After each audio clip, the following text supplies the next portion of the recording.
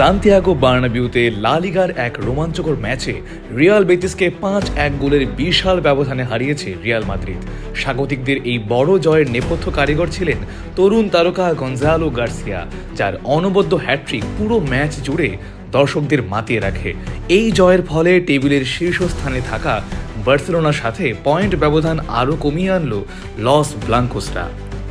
ম্যাচের শুরু থেকেই আক্রমণাত্মক ফুটবলের পসরা সাজিয়ে বসে রিয়াল মাদ্রিদ। খেলার 20তম মিনিটেই জালের দেখা পান গার্সিয়া, যা দলকে প্রাথমিক লিড এনে দেয়। প্রথমার্ধে আর কোনো গোল না হলেও বিরতির পর রিয়াল মাদ্রিদ যেন আরও বিধ্বংসী হয়ে ওঠে।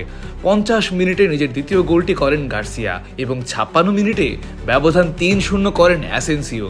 যদিও 66তম মিনিটে হার্নান্দেজ বেতিসের হয়ে একটি গোল পরিশোধ করেন, তবে তা কেবল ব্যবধানই কমিয়েছে। ম্যাচের শেষ দিকে 82তম মিনিটে নিজের হ্যাটট্রিক পূর্ণ করেন গার্সিয়া এবং ইনজুরি টাইমে গার্সিয়া শেষ গোলটি করে বেতিসের কফিনে শেষ পেরেকটি ঠুকে দেন। পরিসংখ্যান বলছে পুরো ম্যাচে 59% বল দখলে রাখা রিয়াল মাদ্রিদ মোট 14টি শট নেয়, যার মধ্যে 6টি ছিল লক্ষ্যে। অন্যদিকে রিয়াল বেতিস মাত্র 7টি শট নিতে সক্ষম হয়। এই জয়ের পর 19 ম্যাচে 45 পয়েন্ট নিয়ে লা লিগা টেবিলের দ্বিতীয় স্থানে শক্ত অবস্থান বজায় রেখেছে রিয়াল মাদ্রিদ।